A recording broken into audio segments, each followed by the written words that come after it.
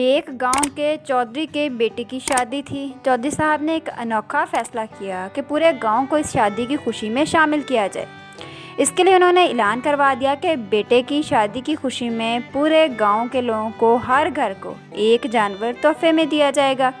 मज़ीद ये कि जिस घर में मर्द का राज होगा वहाँ एक घोड़ा दिया जाएगा, जिस घर में औरत का राज होगा वहाँ मुर्गी दी जाएगी। चौधरी साहब ने अपने कार ख़ास गामे को जानवरों की तरसील का काम सौंप दिया। पहले ही घर में गामा जैसे ही दाखिल हुआ, घर के मियाँ बीवी को सामने बिठाकर पूछता है कि घर के फैसले कौन करता है। मर्द बोला, मैं।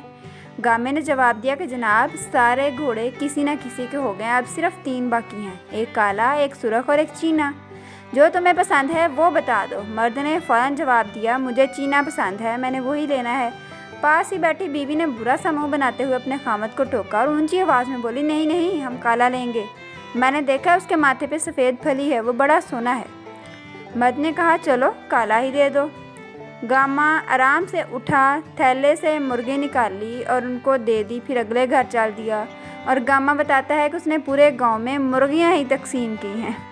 जी तो प्यारे व्यूअर्स, कैसी लगी आपको ये मज़ाहिया सी कहानी? उम्मीद है पसंद आई होगी। अगर आप इस चैनल पर नए हैं तो हमारे चैनल को सब्सक्राइब कर लें, उसके साथ ही बेल आइकन भी प्रेस कर लें ताकि आपको इस तक तमाम वीडियोज़ बर वक्त मिल सके।